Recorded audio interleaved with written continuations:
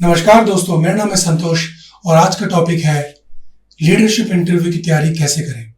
जैसे जैसे आप अपने करियर में ग्रो होते जाते हैं तो एक टाइम ऐसा आता है जब आपको लगता है कि अब मैं एक लीडरशिप पोजीशन के लिए तैयार हूं, मुझे ऐसी पोजीशंस के लिए अप्लाई करना चाहिए। तो अपने आप को कैसे उस चीज के लिए तैयार करें, आज हम उस बारे में बात करेंगे। अगर आपने अभी तक मेरा चैनल सब्सक्राइब नहीं किया है तो प्लीज इसको सब्सक्राइब करिए। मैं लीडरशिप टॉपिक्स और मोटिवेशन टॉपिक्स पे वीडियो अपलोड करता रहता हूं। तो चलिए शुरू करते हैं। फर्स्ट गोल्डन रूल, जब आप किसी लीडरशिप पोजीशन के लिए अप्लाई करते हैं तो सबसे पहले आप क्या करते हैं, उस जॉब प्रोफाइल को पढ़ते हैं और देखते हैं कि भाई कंपनी क्या करती है, इसकी रोल की रिक्वायरमेंट्स क्या है, एक्सपेक्टेशंस क्या है, मैं इसमें फिट होता है या नहीं होता। उसके बाद अप्लाई करते हैं और शॉर्टलिस्ट हो गए तो आप इंटरव्यू देने चले जाते हैं। बट ये जॉब प्रोफाइल है ना, ये बहुत बहुत इंपॉर्टेंट चीज है, बिकॉज ये समराइज करती है कि उस रोल के लिए उस कंपनी की क्या एक्सपेक्टेशन है।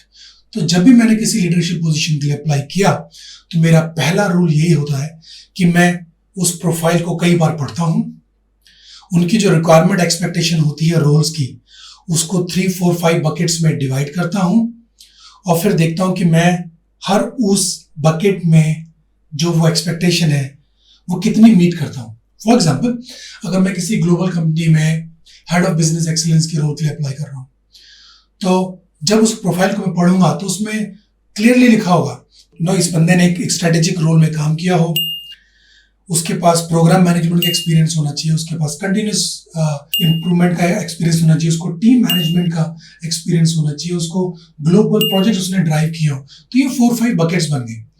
उसके बाद जब ये बकेट्स बन जाती है फिर मैं देखता हूँ मैं हर इस बकेट में कितना उस क्राइटेरिया को मीट करता हूँ, कितना उस क्राइटेरिया को सेटिस्फाई करता हूँ। ये बहुत जरूरी है क्योंकि जब आप इंटरव्यू देने जाएंगे तो कई सवाल ऐसे पूछे जा सकते हैं कि what do you know about this role, why are you interested in this role, why should we hire you, है ना। अगर उन्होंने ऐसा कोई सवाल पूछा तो इमीडिएटली बोल सकते हैं कि भाई आपने बोला स्ट्रेटेजिक रोल, मैंने किया है, प्रोग्राम मैनेजमेंट ये मैंने किया है, टीम मैनेजमेंट मैंने किया है, कंटिन्यूअस इंप्रूवमेंट मैंने किया है, ग्लोबल प्रोजेक्ट्स मैंने ड्राइव किए। That's the reason why I am interested in this role because I can add lot of value to this role, है ना। सेम आंसर उसका होगा कि what do you know about this role, why should we hire you, कि भाई मैंने ये किया हुआ इसलिए आप मुझे हायर करो। तो ये जॉब प्रोफाइल है, उसको बहुत अच्छी तरह से आपको पढ़ना है, उसकी रिक्वायरमेंट एक्सपेक्टेशन जो है उस रोल की, उसको डिफरेंट बकेट्स में उसको डालना है। सेकंड गोल्डन रूल, जब आपने उस जॉब प्रोफाइल को पढ़ा, उसको डिफरेंट बकेट्स में डिवाइड किया और फिर देखा कि आप हर उस बकेट में कितना क्वालिफाई करते हैं, तो वहां पर आपको हर उस बकेट के लिए 1 या 2 एग्जाम्पल तैयार करने हैं। जैसे एक एक्सपेक्टेशन है कि भाई प्रोग्राम मैनेजमेंट, तो आप 1 या 2 आपके जो टॉप प्रोग्राम्स हैं जिसमें आपने बहुत बढ़िया से परफॉर्म किया है उसको एक बार अच्छी तरह से रिवाइज कर लीजिए, क्योंकि कोई ना कोई क्वेश्चन ऐसा आएगा जहां पे आप उस आंसर को फिट कर सकते हो।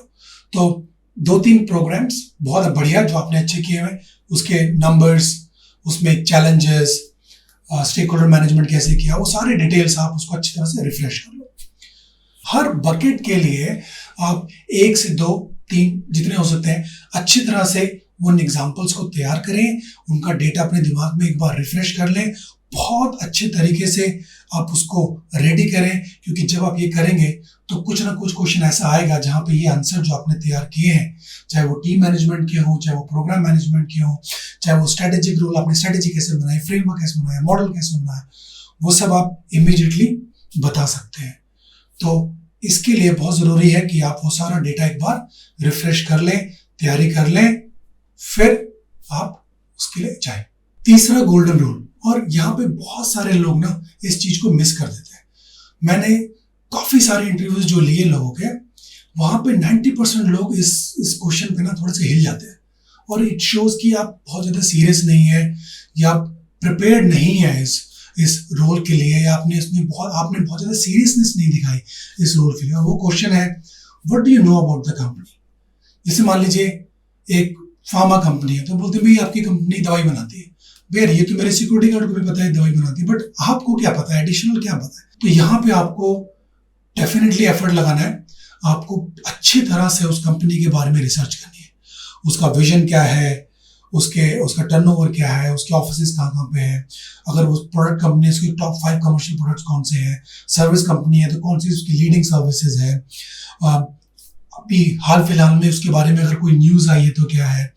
तो ये सारे डिटेल्स ना आपको अच्छी तरह से पता होने चाहिए, ताकि अगर कोई क्वेश्चन पूछे कि what do you know about the company, पट पट पट पट पट पट पट सारे आंसर आप उनको बता सकें, बिकॉज इट शोज कि you are ready, you know about the company, this company's values and vision and mission matches with what you want to do in your career. So it's not just that you saw a position which is high ranking position, good salary और आपने apply कर दिया, नहीं ऐसा नहीं है. It actually matches with your need and desire. So that's the reason you are here. So it's very important कि आप अच्छी तरह से उस कंपनी के बैकग्राउंड को, उसके बारे में पता करें, उसको समझें, उसके फ्यूचर प्लान्स के बारे में, क्योंकि आजकल हर चीज अवेलेबल है ऑनलाइन, जाने और फिर कहीं ना कहीं ये क्वेश्चन जरूर आएगा जहां पे एक या दो पॉइंट जो आपने तैयार किए हैं वो आप उसको फिट कर सकते हो. तो इट शोज कि you are serious and you are really prepared for this interview. So get this information about the company. Fourth golden rule, you need to work on your appearance. क्योंकि जब आप interview देने जाते हैं ना, तो पहले 10 सेकेंड में एक इंप्रेशन फॉर्म हो जाता है. आप इस चीज को ऐसे रिलेट करें कि जब अगर आप लड़के हैं और आप शादी के लिए किसी लड़की को देखने गए तो पहले 10 सेकेंड में एक इंप्रेशन फॉर्म हो जाता है, वैसे वर्सा एज वेल ना. तो वो 10 सेकेंड, पहले 10 सेकेंड में कैसे आपको इंप्रेशन जमाना है वो बहुत बहुत इंपॉर्टेंट है. तो अगर आप इंटरव्यू देने जा रहे हैं और आप एक मेल है, दाढ़ी रखते हैं, दाढ़ी थोड़ा ट्रिम करें, बालों को थोड़ा हेयर कट कर लो, साफ सुथरे बढ़िया कपड़े पहन लो, है ना, जूते पॉलिश होने चाहिए, आपका बैग बहुत फर्स्ट क्लास होना चाहिए, आपके पास एक पेन होना चाहिए. तो आप अपनी अपीयरेंस पे काम करें, बिकॉज ये बहुत इंपॉर्टेंट है. The last golden rule, now the last golden rule is combination of multiple things that you have to keep in mind. कई सारी चीजें आपको ध्यान रखनी है. पहला ये कि जैसे मान लीजिए कल आपका इंटरव्यू है, तो ये नहीं कि रात के 3 बजे तक नेटफ्लिक्स देख रहे हैं, सुबह उठे, आंखें लाल है, आप इंटरव्यू देने जा रहे हैं, ऐसा नहीं. Take a good night sleep, आराम से नींद पूरी करिए, सुबह उठिए, तैयार होइए. हाँ, उस दिन आप जब तक इंटरव्यू नहीं होता ना, न्यूज मत देखो, क्योंकि आजकल न्यूज इतनी डिप्रेसिंग है. आपने 10 मिनट न्यूज देख ली वो ब्रेकफास्ट करते करते, तो अगर आपने कोई मर्डर देख लिया, कोई एक्सीडेंट देख लिया या कुछ और बहुत ही नेगेटिव चीज देख ली, तो आपके दिमाग में अगर वो रह गई तो आपका फोकस जो है ना वो डिस्ट्रैक्ट होगा. तो न्यूज नहीं देखनी, ठीक है, बिल्कुल. और जब आप इंटरव्यू देने जा रहे हैं, जनरली क्या होता है, चाहे बोला भाई 10 to 12 तक आपका इंटरव्यू चलेगा, ठीक है, बट कई बार क्या होता है कि वो 12 की जगह 1 बज गए, 2 बज गए, उन्होंने बोला भाई एक बंदा और है उससे भी मिल लो आप, दैट वाज अनशेड्यूल्ड.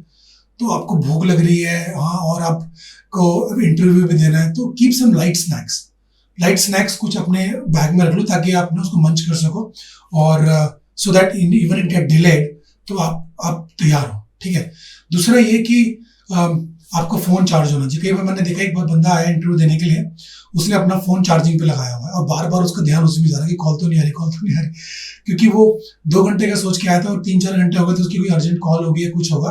तो आप अपना फोन प्रॉपर चार्ज करके रखिए, एचआर से बात करिए. अगर उनको आप एचआर थोड़ा सा भी आपको हिंट देता है कि भाई ये इंटरव्यू 2 की जगह 3-4 घंटे भी हो सकता है, तो आप हाफ डे ले लो, तसल्ली से रिलैक्स होकर इंटरव्यू दो, जल्दीबाजी में नहीं कि एक अर्जेंट कॉल आपने मिस कर दी, वहाँ बैठे बैठे मैसेज कर रहे हो, आपका इंटरव्यू भी शुरू होने वाला है, स्ट्रेस में आ गए आप. हाँ, तो वो नहीं होना चाहिए.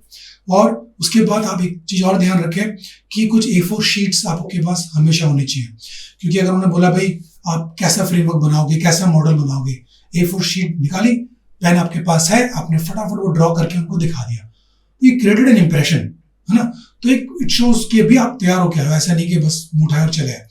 इसके अलावा कुछ चीज और ध्यान रखें, जैसे अपनी CV की 2 कॉपी आपके पास होनी चाहिए, क्योंकि HR हायरिंग मैनेजर को जब CV भेजता है तो मेल पे भेजता है. तो इमेजिन करिए अगर हायरिंग मैनेजर किसी मीटिंग से बाहर आ रहा है, उसको टाइम नहीं मिला प्रिंट आउट लेने का और वो इंटरव्यू लेने आ गया, तो वो एक बहुत बढ़िया डिस्कशन नहीं हो पाएगा. तो अगर आपके पास वो CV का प्रिंट आउट है, इमीडिएटली आप एक कॉपी उनको दे सकते हैं, तो वो in full detail they can see your CV, पूरा डिटेल में पढ़ेंगे, आप उनको बताएंगे, तो इट क्रिएट्स एन इंप्रेशन. तो ये कुछ चीजें हैं जिनका आप ध्यान रखें. आई एम श्योर अगर आप ये टिप्स फॉलो करते हैं तो आपका इंटरव्यू बहुत बढ़िया जाएगा. I wish you best of luck. Please subscribe to my channel if you have not done so far. Till my next video, take care. Bye bye.